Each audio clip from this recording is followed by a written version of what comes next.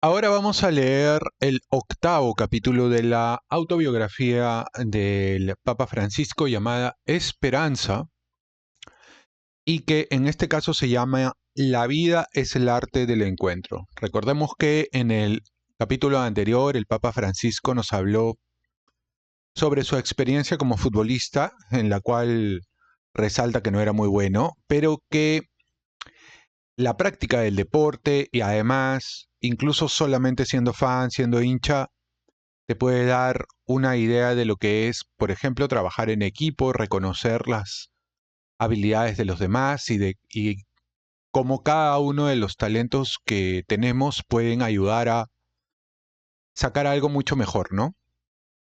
El todo es más que la suma de las partes, diría. Bien, en este capítulo, La vida es el arte del encuentro, nos va a contar un poco más de lo que ha sido su vida.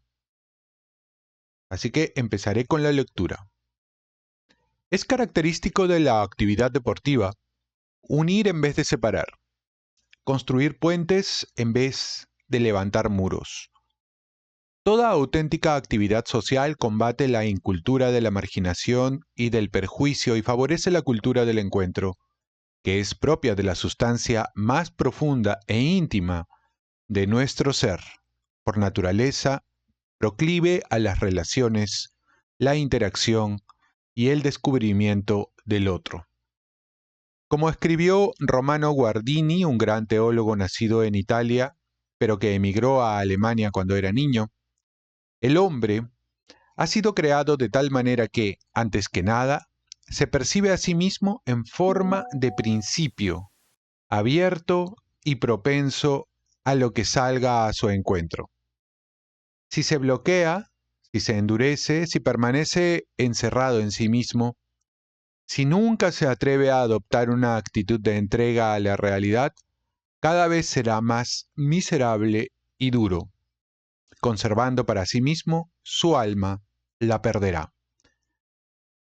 Cuando en 1860 se restauró y completó la fachada de la Catedral de Buenos Aires, se tomó la decisión de copiar el Palais Bourbon de París en puro estilo neoclásico, a pesar de que no guardaba ninguna relación con el estilo barroco del templo. Y puesto que era una época de reorganización nacional y se buscaba la unidad del país, se esculpió en el frontispicio la escena del encuentro de José con sus hermanos. Esa imagen siempre me ha impresionado, creo que en parte por mi historia familiar y en parte por la gracia de Dios. Mi familia cuenta también con una larga historia de desacuerdos, tíos y primos peleados y separados en Argentina y entre Argentina e Italia. Así fue hasta que por fin se reconciliaron. Cuando yo era niño y en casa lo comentaban y se veía venir una pelea. Perdón, cuando yo era niño y en casa lo comentaban o se veía venir una pelea, lloraba a escondidas y a veces prometía cumplir algún voto para que parasen. Me dolía en lo más hondo realmente. Gracias a Dios, en nuestra casa mis padres y nosotros, los 5 hermanos, vivíamos en paz. Pero creo que estas vicisitudes me marcaron y aumentaron en mi corazón las ganas de evitar que las personas se peleen, de desear que permanezcan unidas y de que, si discuten, luego hagan las paces. Si pienso en mis miedos familiares, eso es lo primero que me viene a la cabeza. Si oía discutir a mis padres, casi siempre por tonterías me entraba mucho miedo. Era una angustia sin nombre, irracional, que se apoderaba de lo más profundo de mi ser. Recuerdo un día a la hora de comer en que mis padres riñeron no sé por qué, algo que no solía suceder. Cuando acabamos, mi padre fue a descansar un rato y mi madre se puso el abrigo y cogió el bolso, seguramente para ir a comprar. Pero yo me obsesioné con que se había ido. ¿Y si se había marchado para siempre? Me puse a gemir, bajé al jardín y desconsolado, empecé a llorar a lágrima viva. Hasta tal punto que la hija de nuestra vecina, que era una chica de unos 20 años, salió para ver qué me pasaba. Se lo conté entre sollozos, o mejor dicho, Le conté lo que confusamente me había imaginado. Me abrazó con serenidad maternal y poco a poco logró tranquilizarme. Esto es algo que hoy en día siempre aconsejo a las parejas casadas con que me reúno. No podéis evitarlo. Peleaos y si es necesario, romped algún que otro plato. En cierto sentido es muy normal, pero con la condición de que nunca lo hagáis delante de los niños y de que hagáis las paces antes de que acabe el día, porque la guerra fría del día después es realmente peligrosa. Creo que estas anécdotas contienen el germen de lo que con los años he bautizado con el concepto de cultura del encuentro. En el fondo se trata de un deseo y una aspiración que llevo dentro desde que era niño. La cultura del encuentro requiere que no solo estemos dispuestos a dar a los demás, sino también a recibir de ellos, y nos invita a que salgamos de nosotros mismos para ser peregrinos. Pero si priorizamos el encuentro entre las personas, caminar juntos, discrepar de los puntos de vista ajenos, incluso con dureza, pero con respeto, en un terreno de juego como es la vida, luego será más fácil renunciar y superar las diferencias. El poeta y compositor brasileño Vinícius de Moraes decía, la vida, amigo, es el arte del encuentro, aunque haya tanto desencuentro. Acercarse realmente a los demás significa no tener miedo de entrar en su noche. Además del fútbol y el baloncesto, me gustaba coleccionar sellos, una pasión que me había transmitido mi tío Óscar Adrián, el cuarto hermano de mi madre, que moriría en un accidente. Podía viajar con la imaginación, conocer a los personajes enmarcados en aquellos cuadraditos de papel con los bordes dentados, animales extraños, flores y plantas, edificios muy diferentes, transportarme a tiempos remotos o aventurarme en lugares lejanos y exóticos. Tenían para mí algo del encanto de los personajes de los libros de mi infancia. Porque por encima de todo me gustaba leer, y podía hacerlo en cualquier sitio, incluso en los márgenes del campo de fútbol que mis compañeros y yo habíamos marcado en el terreno utilizando imprecisas referencias. Para mis padres la cultura era una necesidad que debía ser estimulada y satisfecha, tan natural como comer o beber. Recuerdo los 20 volúmenes de una colección enciclopédica para niños que se llamaba El Tesoro de la Juventud que miles de niños argentinos poseían porque se vendía a domicilio y se pagaba en cómodos plazos. La versión más lujosa se entregaba con una pequeña librería de madera para guardarla. Era un auténtico tesoro que contenía extractos de los clásicos, narrativa de aventuras, historias, fotografías, crónicas sobre los progresos científicos y las maravillas de la naturaleza y de la creatividad humana. Más tarde a mis hermanos y a mí nos hicieron leer Corazón, mi primera fuente de educación de la sensibilidad.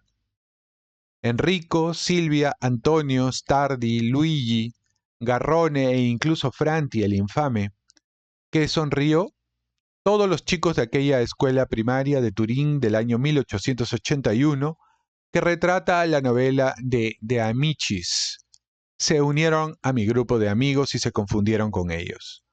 Leía de todo un poco, también tebeos, por supuesto, desde Patoruzú.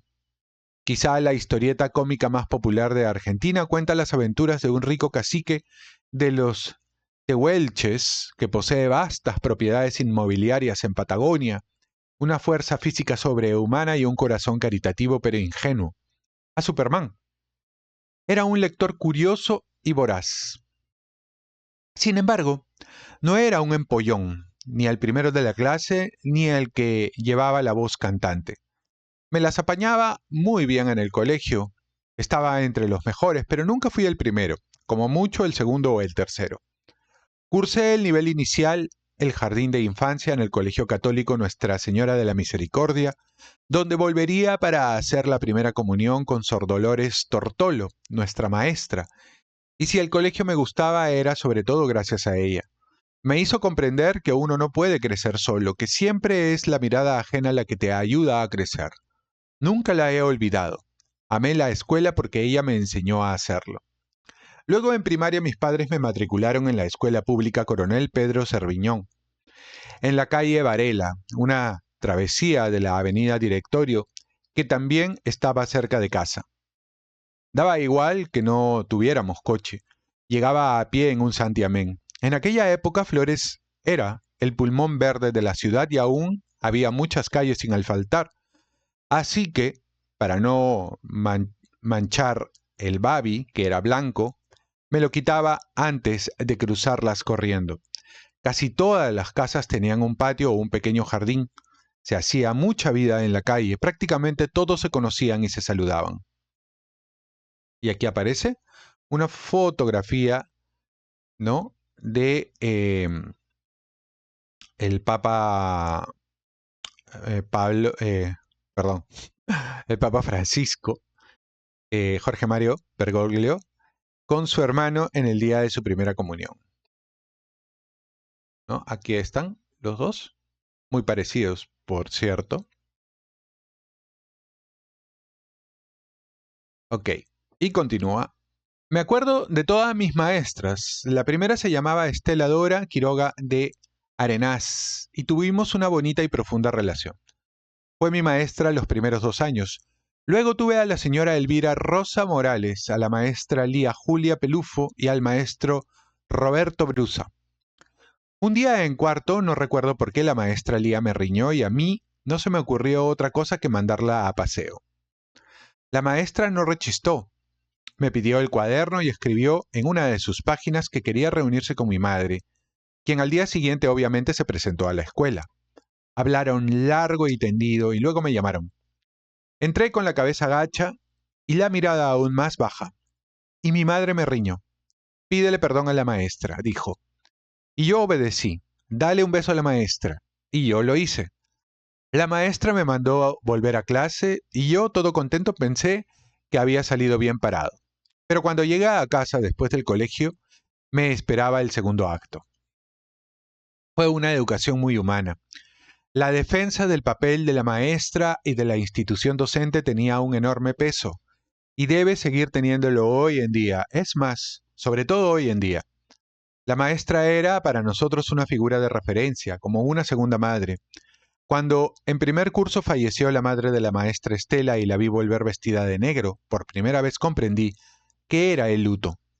Nunca perdimos el contacto a lo largo de toda nuestra existencia y ya viuda, con 94 años, estuve a su lado hasta el final. Del mismo modo que no teníamos coche, tampoco íbamos de vacaciones, o mejor dicho, la pasábamos en casa de los abuelos y eran estupendas. Veranos larguísimos, de casi 4 meses. Nuestros padres nos dividían en 2 grupos. 2 hermanos con los abuelos paternos y 3 con los maternos. Al año siguiente cambiábamos. Los que habían ido a una casa iban a la otra. Mis padres se quedaban en casa solos y respiraban tranquilos. Puede que por eso, por esa falta de costumbre, siga pasando las vacaciones en casa, como siempre. Ahora mi casa es Santa Marta, en el Vaticano. Una vez leí un libro muy interesante publicado en los años 30, escrito por un psiquiatra estadounidense, Louis Edward Bish, cuyo título era Alégrate de ser neurótico. Los neuróticos, sostenía el autor, se dividen en 2 categorías, los felices y los infelices.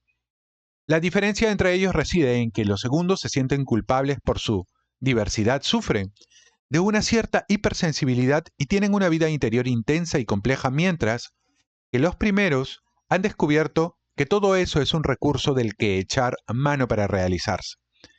Medio en broma podría decirse que hay que tratar bien la neurosis, darles cada día su mate.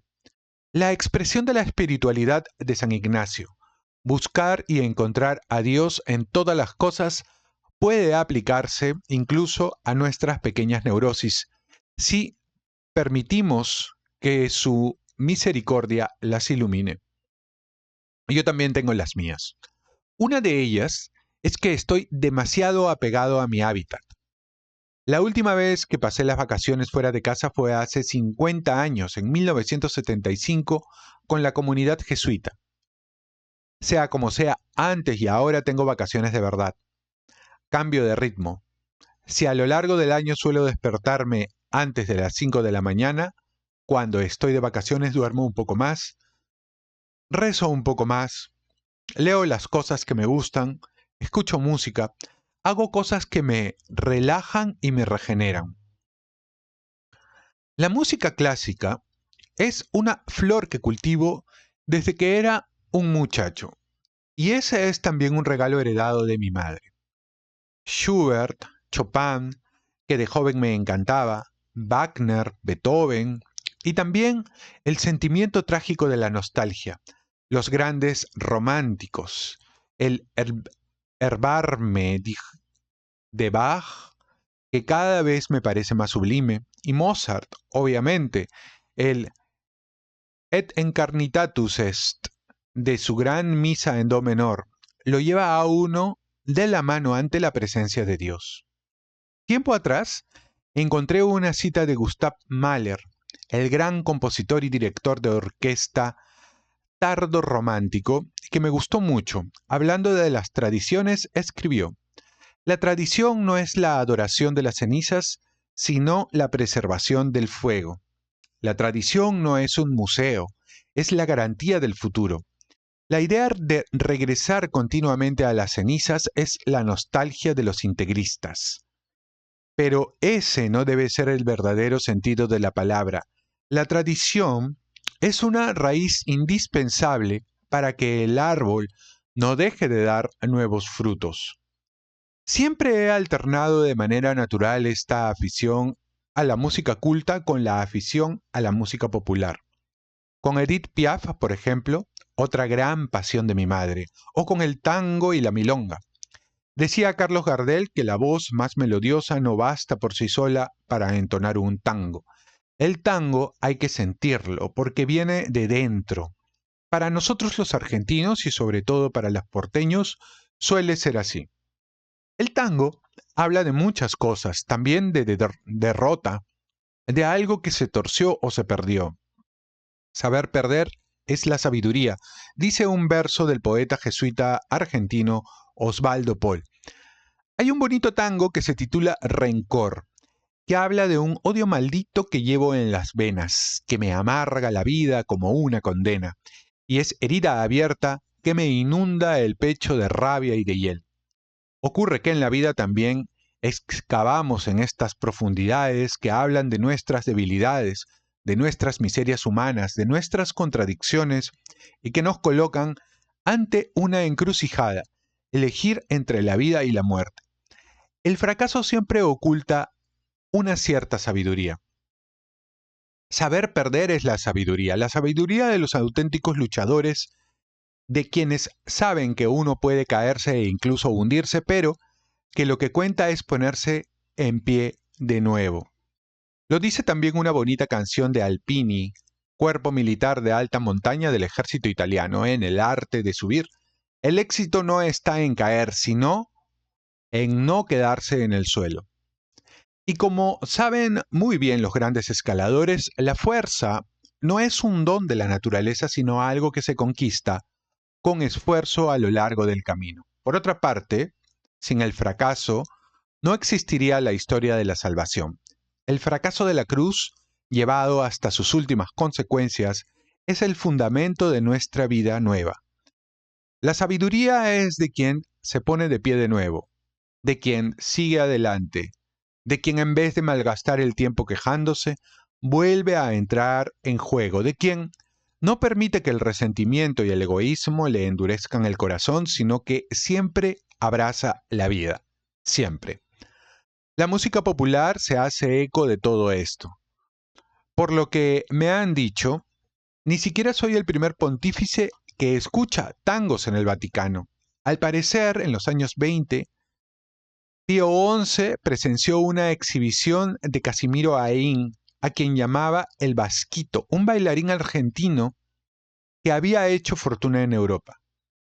Julio Sosa, la orquesta de Juan de Arienzo, las milongas de Astor Piazzolla y Amelia Baltar, Ada Falcón, que más tarde se haría monja en una aldea de la provincia de Córdoba, y Azucena Maizani, que vivía cerca de nosotros y a quien di la extrema unción en el hospital a las pocas semanas de haber sido ordenado sacerdote, también me han acompañado, forman parte de la banda sonora de mi existencia.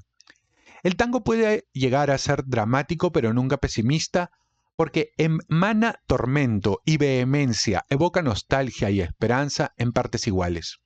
Es nervio, fuerza y carácter, un diálogo emotivo y visceral que llega de lejos de una raíz antigua e implica tanto el guiar como el ser guiado, la ternura y la responsabilidad de cuidar del otro. Da un pasado a quien no lo tiene y un futuro a quien no lo espera. Se ha escrito.